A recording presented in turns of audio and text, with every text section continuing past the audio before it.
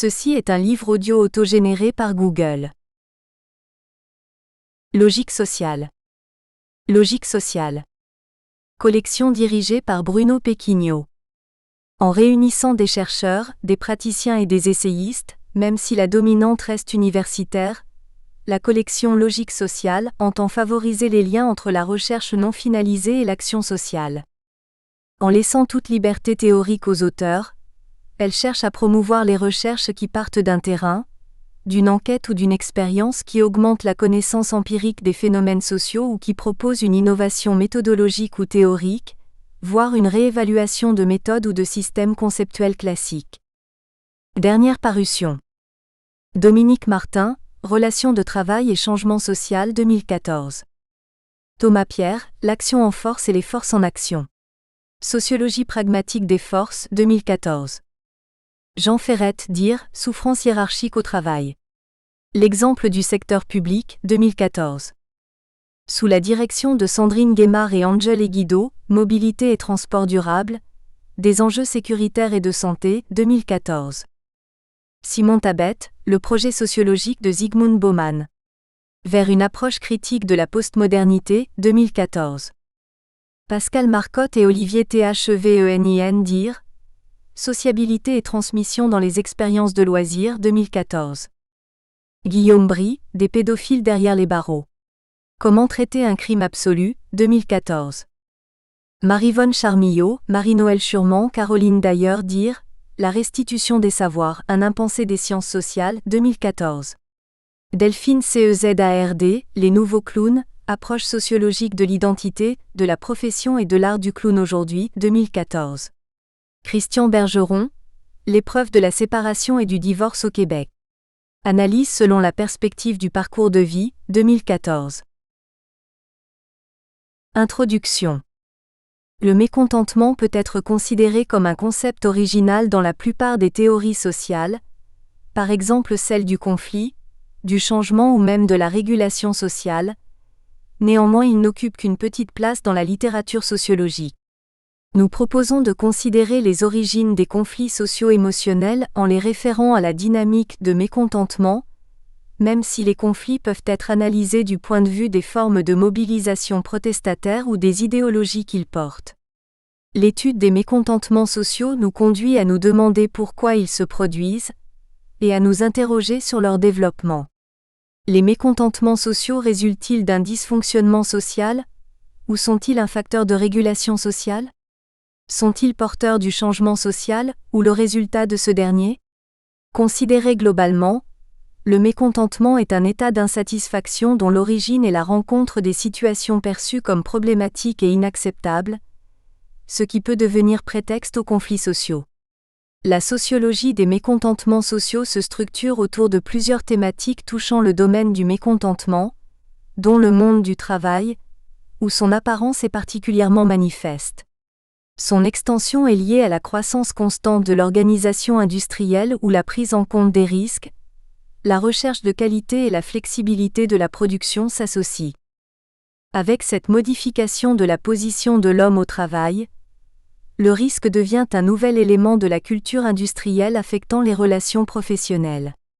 Un second thème de mécontentement concerne la notion d'aménagement territorial, ou plus généralement les politiques publiques. La sociologie du mécontentement ne se définit pas uniquement par des thématiques, mais également par un ensemble d'interrogations portant sur les liens entre mécontentement et construction du monde social. La sociologie du mécontentement se compose à la fois d'une théorie générale, d'une interrogation sur les phénomènes sociaux à travers la notion de mécontentement, d'une description de la perception du mécontentement vue par les acteurs sociaux et enfin des conséquences entraînées par la perception de ces derniers. Le mécontentement radicalise l'imprévu et fonctionne comme un révélateur des comportements, des attitudes et des contradictions sociales. On s'interroge sur son origine, les différents types de responsabilités, les diverses formes de mobilisation et les multiples contextes externes. Si l'on admet que le mécontentement est le rapport entretenu avec un ensemble de risques, on peut s'interroger sur le mode de construction de ces derniers et leur perception, sur les calculs entraînés par ceux-ci et sur leur mode de gestion. En effet, la sociologie du mécontentement se propose de revenir à l'origine et à la source des conflits sociaux. Si des conflits existent, un sentiment de mécontentement est a priori sous-entendu. Toutefois, le mécontentement ne se conclut pas systématiquement en conflit.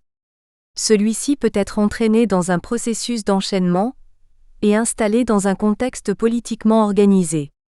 Dans cette perspective, la notion de mécontentement constitue un fil conducteur qui comprend à la fois la prise de conscience des problèmes sociaux, les actions protestataires des concernés et la réaction du pouvoir public.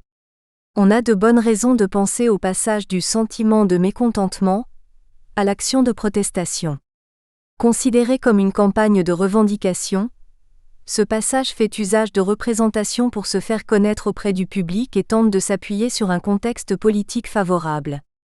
Au commencement, ce sentiment de mécontentement, l'aspect subjectif, résulte d'un état de mésentente capable d'inciter le porteur à réagir contre sa source.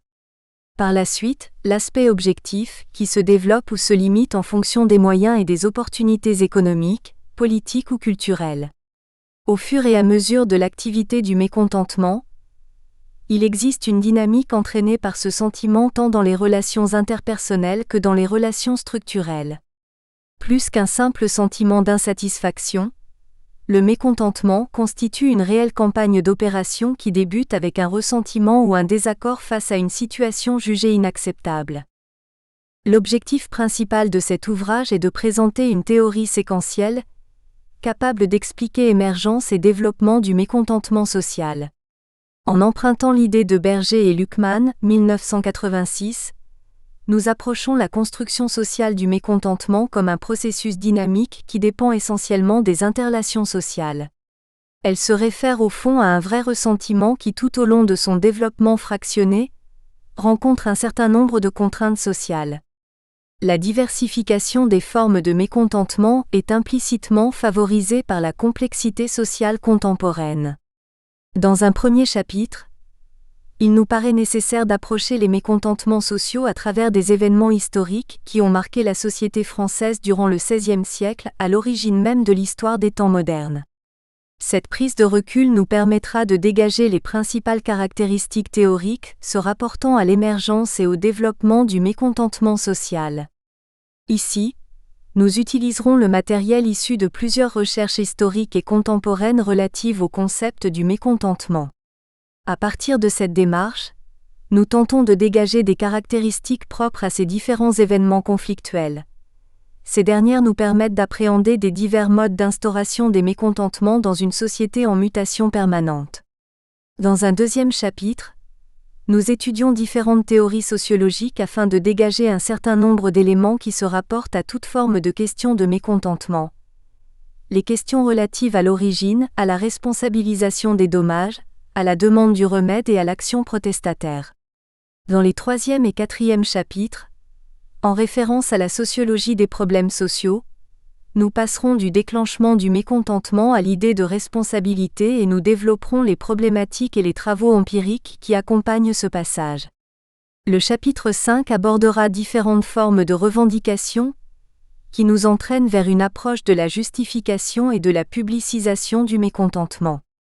Pour terminer, dans le 6e chapitre, nous présenterons des analyses à la charnière de la sociologie de l'action collective et de la sociologie politique, qui permettent de comprendre la mobilisation collective protestataire de la société contemporaine. Première partie. 1. Les traces historiques du mécontentement social. De l'aspect historique, les traces de la configuration des mécontentements sociaux peuvent remonter à certains événements protestataires du XVIe siècle. Cette traçabilité se veut seulement une tentative purement pédagogique, de donner un aperçu de ce qu'ont été les principales transformations à l'œuvre dans les mécontentements sociaux au cours des siècles. Les événements survenus à l'issue du sentiment de mécontentement représentent une des variables explicatives des transformations sociétales. Dans cet esprit, il n'est pas possible de présenter un panorama de l'ensemble des mécontentements sociaux qui ont secoué la France au XVIe siècle. Seuls seront mis en exergue les événements qui ont durablement marqué.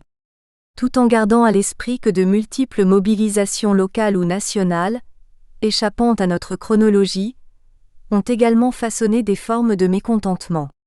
De manière générale, en fonction de 3 ordres sociaux, 3 formes de mécontentement social sont repérables. Le mécontentement ressenti par les nobles, le mécontentement des paysans et le mécontentement touchant l'Église. À cette époque, l'espace politique intérieur de la France, affecté par la guerre civile, se composait de 2 grands courants idéologiques et du tiers-parti. La Ligue, les Huguenots, les protestants, et les politiques, Garrison 1998. La Ligue, 1585 à 1589, était organisée par la famille des Guise, qui était apparemment composée de nobles naturels, politiquement et économiquement très puissants, avec ses réseaux de clientèle. Pendant les guerres de religion, les Huguenots étaient dirigés par les nobles et les gentilshommes convertis, comme c'était le cas d'Henri de Navarre. Les politiques comme Michel de l'Hospital, qui constituait la noblesse de robe, insistaient sur la tolérance civile et le rôle du roi.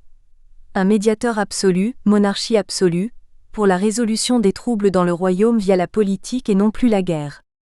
C'est à partir de 1568, au moment où les partisans de la Ligue deviennent plus puissants au Conseil, que le mot « politique », jusqu'alors surtout employé au singulier pour qualifier tel ou tel individu, est utilisé au pluriel pour désigner des catholiques modérés accusés de préférer la paix à l'éradication de l'hérésie. Bettinson, 1989, a montré que les juristes et savants, qui ont des liens à la cour avec des diplomates humanistes, bénéficient de la protection de Catherine de Médicis et de Michel de l'Hospital. Les bourgeois et les nobles officiers, essentiellement des juristes des villes comme Jean Bodin, diffusent les revendications des politiques tout comme les ouvrages littéraires, la satire Ménippée 1594, entre autres.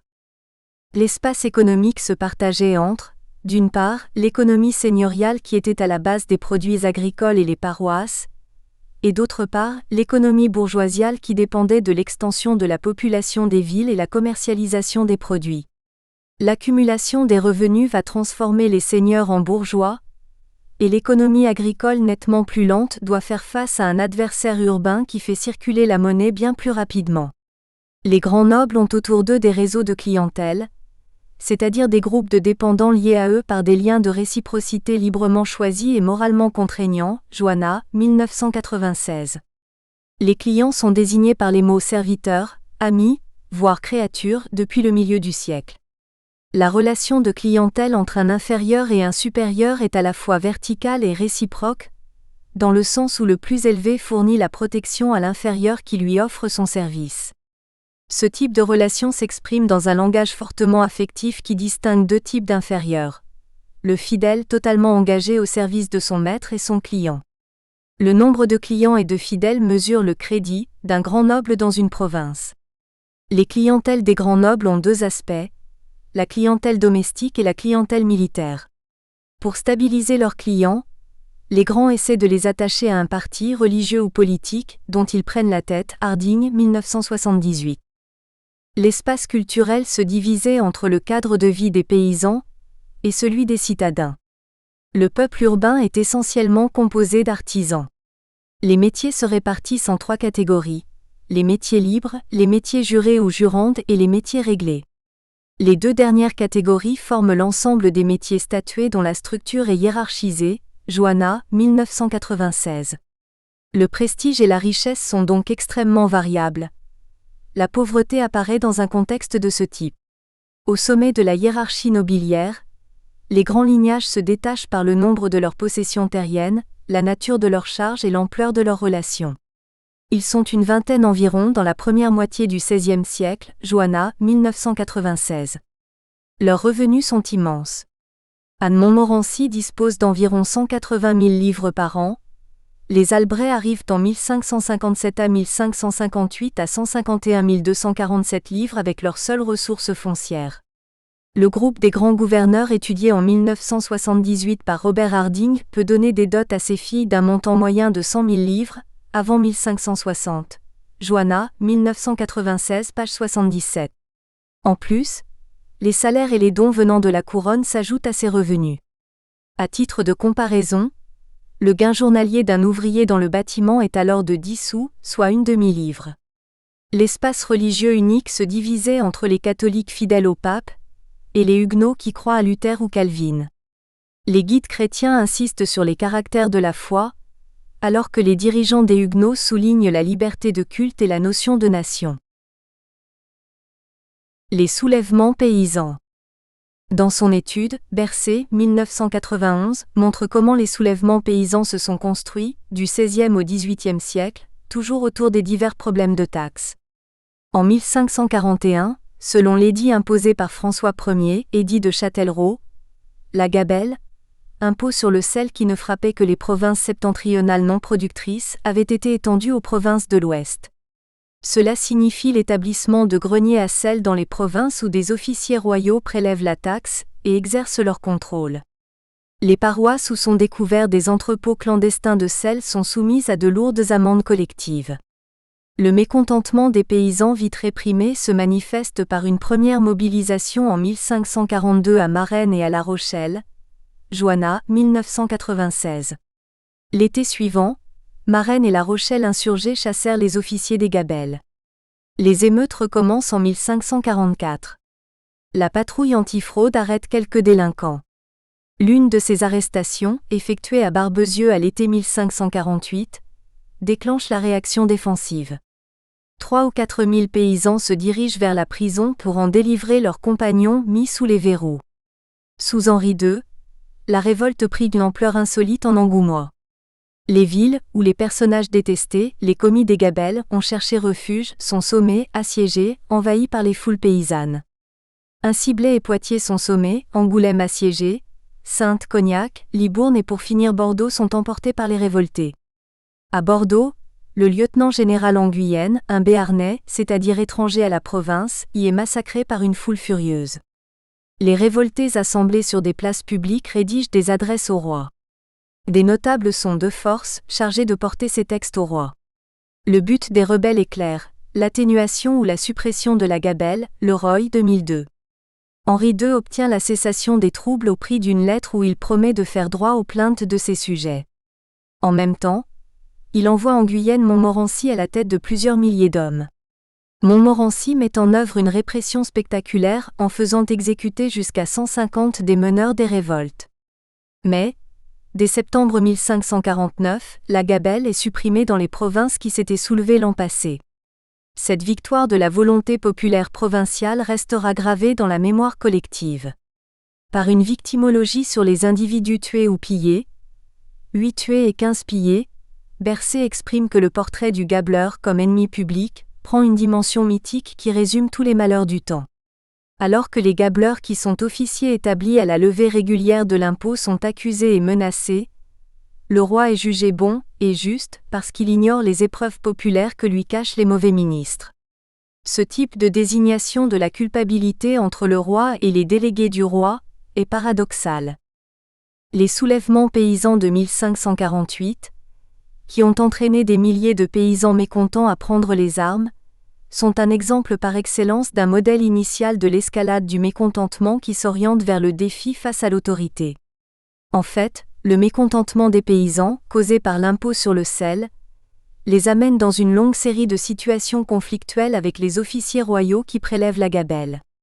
Sous la répression d'un contrôle sévèrement extériorisé de l'autorité royale, le sentiment du mécontentement conduit les paysans vers une forte solidarité chargée d'une identité collective qui se transforme en une revendication collective, incitant une mobilisation massive et agressive contre les officiers royaux. 4 phases séquentielles peuvent être identifiées afin de décrypter la mobilisation collective et inédite des paysans. En premier, se situait une cause structurelle à l'origine de cette vaste mobilisation. L'impôt sur le sel, la gabelle, qui menaçait directement les bénéfices d'un grand nombre de paysans. Ensuite, le fait de respecter la gabelle provoque les questions du contrôle de circulation et de stock du sel et par conséquent des fraudes qui mettaient directement les paysans en interrelation conflictuelle avec les officiers royaux. Les officiers reprochent aux paysans des fraudes et les paysans accusent les officiers royaux de s'enrichir impunément en détournant des milliers de livres sur le dos des contribuables. Le Roy, 2002. Ce cycle d'accusations multiples s'accompagnait de combats physiques. L'arrestation des paysans accusés de fraude et la chasse donnée aux gabeleurs, officiers qui exercent la gabelle, par les paysans. À l'étape suivante, les paysans, reliés par une identité collective et offensive, se sont retournés contre le roi en lui demandant la suppression de la gabelle, la solution de sortie de conflit. Le statut des paysans ne leur permettait pas de négocier avec le roi, afin de supprimer l'édit qu'il avait établi. Or enfin, en vue de faire entendre leurs revendications, ils s'orientent, sous l'influence de leur forte solidarité, vers un violent bras de fer avec l'autorité en se révoltant dans certaines villes. La guerre des malcontents.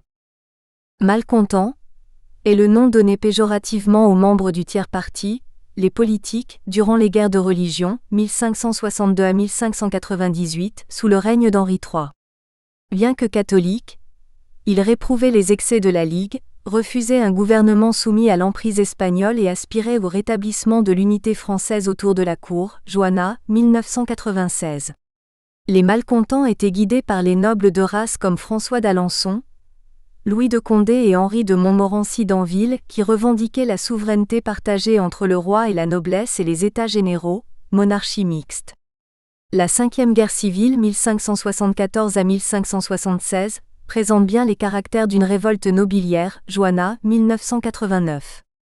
Le duc d'Alençon, jeune frère du roi Henri III, prend la tête d'un mouvement composé des malcontents qui réclament une réforme de l'État. Selon Joanna, 1989, les sources du mécontentement des nobles étaient de deux types, structurelles et conjoncturelles. Sur le plan structurel, Joanna a mentionné deux sources. Tout d'abord, l'autorité paternelle, puis le mal récompensé pour un service dans un réseau clientèle. À propos des facteurs conjoncturels de mécontentement des nobles, 4 aspects de la politique royale ont pu inquiéter la noblesse. Le premier aspect est la volonté de maîtriser le fait nobiliaire et de contrôler l'anoblissement. Le deuxième aspect inquiétant fut l'effort pour restreindre ses privilèges fiscaux. Le troisième élément fut le dessein royal de transformer le second ordre en une noblesse de service utile au royaume. Enfin, le quatrième est l'exigence de la discipline et de l'obéissance. Les malcontents adhèrent à l'interprétation monarchomaque de la justification de la résistance armée, fondée sur le principe de l'obéissance conditionnelle. La prise d'armes est un devoir en cas de tyrannie.